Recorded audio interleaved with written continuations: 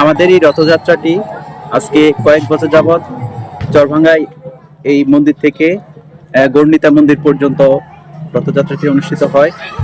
এখানে এই সকল এলাকার লোকজন এখানে এসে সব একসাথে একত্রিত হয়, সবার মেলবন্ধনে এই অনুষ্ঠানটি সুন্দরভাবে পরিচালিত হয়। আমরা চাই এই অনুষ্ঠানটি সবসময় সুন্দরভাবে পরিচালিত হোক এবং সবার উদ্যোগে যেন এটি আরো বড় পরিসরে পরিণত হয়, সেই প্রচেষ্টা যেন সবার থাকে, সেই আশা ব্যক্ত করি। রথযাত্রার শেষ দিন আমাদের হিন্দু ধর্মাবলম্বী প্রত্যেকটা মানুষের কাছে রথযাত্রা নিঃসন্দেহে আনন্দের। এটা প্রত্যেকটা হিন্দু সনাতন ধর্মাবলম্বীদের জন্য আনন্দের সাথে একটা বাড়তি ধর্মীয় অনুভূতির প্রকাশ করে। আমরা এখানে দীর্ঘ সম্প্রীতির মাধ্যমে দুই গ্রামের মানুষ দীর্ঘদিন যাবত এই রথ উৎসব অনুষ্ঠানে অংশগ্রহণ করে সুষ্ঠু সুন্দরভাবে রথযাত্রা পালন করে আসতেছি। এই রথযাত্রা ধর্মীয় অনুভূতির সাথে সাথে ধর্মীয় সম্প্রীতি, সেই সাথে হিন্দুদের মানসিক এবং ধর্মীয় সম্প্রীতি বজায় রাখার একটা অনুষ্ঠান না, এটি ধর্মীয় সম্প্রীতির সাথে সাথে আমাদের ধর্মীয় চর্চার পরিধিকে আরও বাড়ায়। এখানে ধর্মচর্চার পাশাপাশি আমাদের সনাতন ধর্মাবলম্বীদের একটা মিলন মেলাও।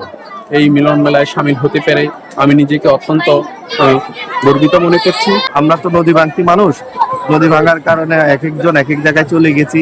অনুষ্ঠান উপলক্ষে সবাই একত্রিত হয়েছি। হ্যাঁ, যে যেখান থেকে পাচ্ছি সবাই আসছি। আজকে শুক্রবারের কারণে সবাই আসছে, সবাই একত্রিত হয়েছি এবং রথ উদযাপন করতেছি।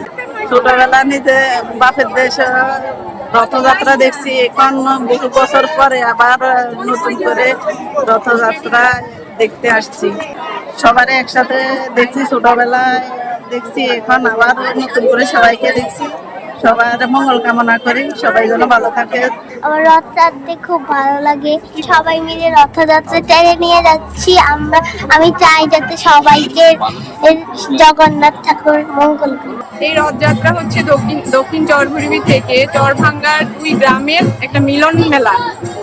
দক্ষিণ চরভুরিবি থেকে চরভাঙ্গা মন্দিরে জগন্নাথকে নিয়ে আমরা প্রথম দিন আসি, এটা হচ্ছে তার মাসির বাড়ি। তারপরে আবার যখন উল্টো রথ হয় তখন মাসির বাড়ি থেকে জগন্নাথ আবার নিজ বাড়িতে দক্ষিণ চরভুরিবি গর্ণিতাই মন্দিরে যায়। দুই গ্রামের মিলবন্ধনে এখানে হাজার হাজার দর্শনার্থীর সমাগম, কয়েক হাজার ভক্তবৃন্দ একত্রিত হয়ে আমরা জগন্নাথ দেবকে আমাদের গর্ণিতাই মন্দিরে নিতে আসলাম। বলরাম সুভদ্রা ভাই বোন,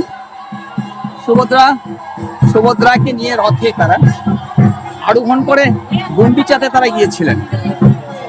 এটা যদিও ভগবানের একটা লীলা হয়, আর কলির যুগের মানুষের জন্য এটা উদ্ধারের মুক্তির উপায়।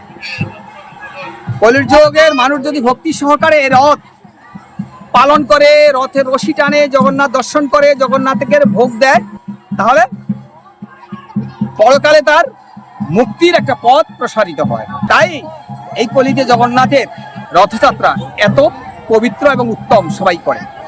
দ্বিতীয়ত মাসির বাড়ি গুন্ডিচার সাথে জগন্নাথের নিজের বাড়ির সাথে, নিজের আলয়ের সাথে একটা সুন্দর সম্পর্ক স্থাপন হয় তাদের দুই দেশের মানুষের সাথে, মাসির বাড়ি এবং নিজের বাড়ির সাথে। হৃদ্যতা বাড়ে, ধর্মীয় মনোভাব বাড়ে।